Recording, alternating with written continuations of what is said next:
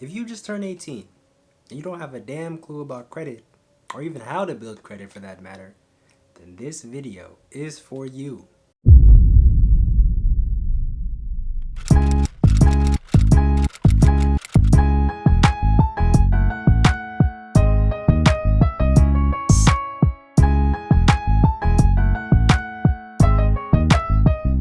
Now I understand a lot of you who clicked on this video are in a position that I was when I was 18.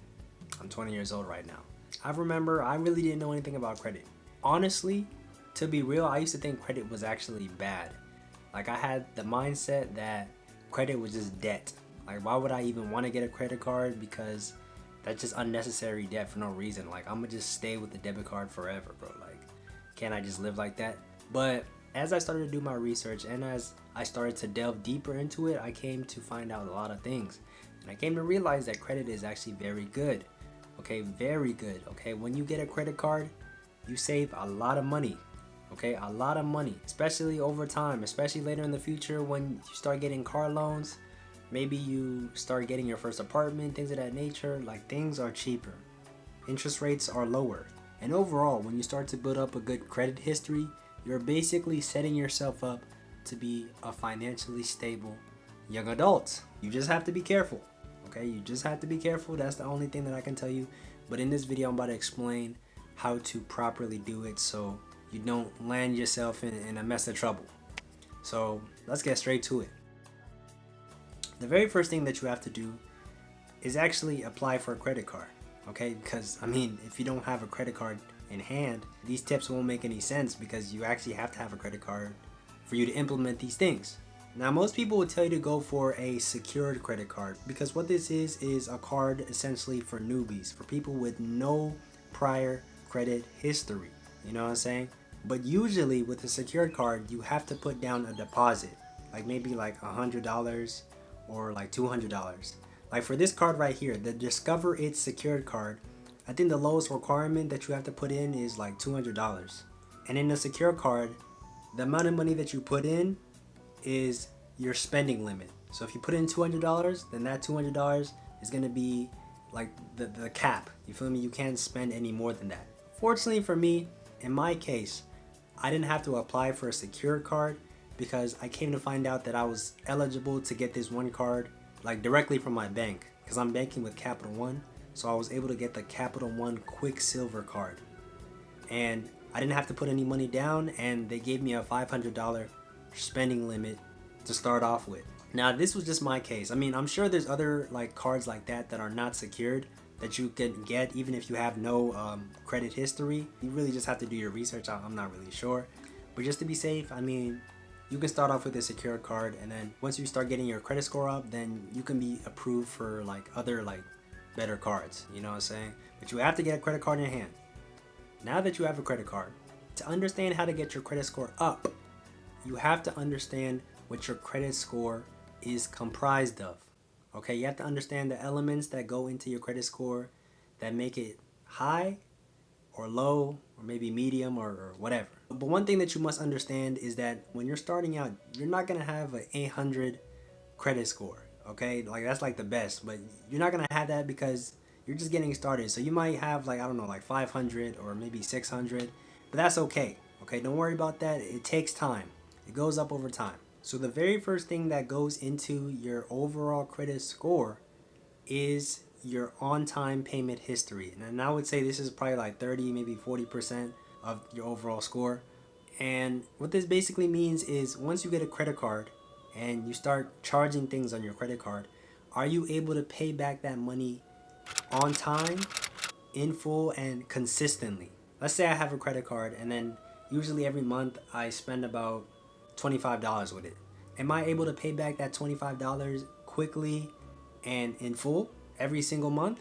Or am I lacking? Or am I just paying like $10 at the end of the month instead of the whole $25? You have to make sure that you're paying what you owe completely.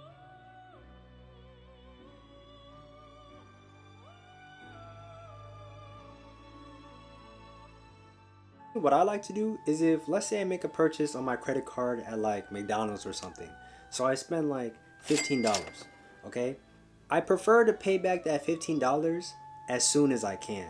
Like ASAP. I mean, like literally those first few days after my initial purchase. Because the kind of person that I am, I don't like having things hovering over my head or lingering over my head, because I kind of realize that it kind of disturbs my peace in a way. So I like to get things out the way so I don't have to worry about them later. And honestly, some people might call me crazy for that, but I mean, that's just me. Okay, I've been like that since high school. I mean, I get homework, I do it immediately, so I don't really have to worry about it later, and I could just forget about it. But this has been pretty beneficial to me because I don't really have to worry about things like my interest rate going up, them lowering my credit card limit because I can't pay my fees in time, my credit score going down, like all type of nonsense, all type of tomfoolery. We ain't trying to have that over here. We ain't trying to have that. And I would honestly advise you to do the same thing. Once you get into this motion of paying for things quickly, on time, and consistently, and in full, then you'll realize your credit score will really start to jump. Like, it will really jump. Like, you'll be like, boop, boop, boop, boop. Number 2, another aspect of your overall credit score is your credit card utilization. What this is basically how much of the money that was given to you are you using. So if you have a spending cap of $300, how much of that $300 are you using? Are you using the whole $300 or are you using less than the $300? I'm gonna give you a secret tip, okay? To get the utmost best score that you could possibly get, credit bureaus don't want you to use any more than, I would say, like 10 to 20% of your limit. Realistically speaking, they only really want you to use anywhere between the 0 to 10% range, to be honest. So if I have $300 on that card, I'm not gonna be spending any more than probably $30, maybe $40. Okay, 50, 60, pushing it, because that's like 20%. I would say stay between the 0 to 10 if you can.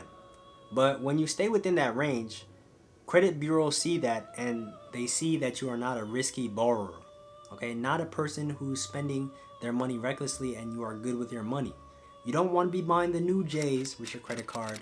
You don't want to be buying a Lamborghini with your credit card. You don't want to be buying something dumb. Just use your credit card for small, minute purchases and things that you would normally buy, like maybe a laundry detergent or the Wendy's 4 for 4, or just small stuff, okay, that you would normally get, but make sure it's within that lower percentage. And this honestly depends on how much your limit is. If your limit is like $10,000, then you can spend a little bit more money. But I'm just talking about when you start off. You may not have like the highest like limit, so yeah, that's something that's very important too. Moving on, number 3, basically how long you've had your credit card in general. Now, like I said earlier, you're just getting started, so in the beginning your credit score may not be that high. It may be like, I think when I started, my joint was like at 600, I think, or 500, but over time, like now I've reached like the 700s, and I think I've had my credit card now for about a year or so, year and a half. So just be patient. This part you can't really do anything about it, but just be patient, be consistent, and just keep moving forward. Now this next part, this is like a very small part of your overall credit standing, but it's the amount of credit lines that you have. For beginners, you're only gonna really have one because you just got your one credit card. Of course, as you get more experience, you can get more credit cards, but there's also other things that are considered credit lines, such as mortgage, car loan. Basically, any kind of loan that you have to like pay back consistently is considered a form of credit. And if you have more than one form of credit, or maybe like multiple credit cards, then of course you are likely to have a higher credit score if you're paying all those lines of credits in full, consistently, quickly, like all the stuff that I said before basically. So as a beginner, I would say that's not something that you really have to worry about right now, because it can be kind of overwhelming, especially when you're not that experienced and you don't really know what you're doing in the credit world. So just focus on one card, one line of credit for now. You'll probably get into it a little bit later in life. Now this very last point is kind of counterintuitive to my previous point, but it's something that I have to mention because it's something important to consider. So when you apply for a new line of credit, you are likely to receive something known as a hard inquiry. And essentially what this is when a lender of credit requests to look at your credit history and the kind of borrower that you are. So they really like analyze everything about you. They look at your trends, see whether you're able to pay for things on time, consistently, in full, things of that nature, to kind of like see if you're fit for this new line of credit. So a hard inquiry can low-key kind of have an effect on your credit score. It might bring it down like a few points, but it's not something that's permanent. It's something that's kind of like temporary, and then it goes away after some time. But what can be problematic is if you apply for too many lines of credit too quickly. Because if you do that, at that point, lenders start to see you as sus. Like they start to see you as risky because they start thinking like, why is this person applying for this many lines of credit like so quickly? Like, can we really trust him? Is he going to be able to pay these fees in time or in full or even at all for that matter? So you start to acquire many hard inquiries. And if you have many, then that can severely tarnish your credit score. Like it can severely drop that junk. Like you don't want that at all. So that's why it's important to practice your due diligence, okay? If you're going to apply for a new credit card, just apply for just one, and let it flow, okay? Just let it flow, let it do its thing.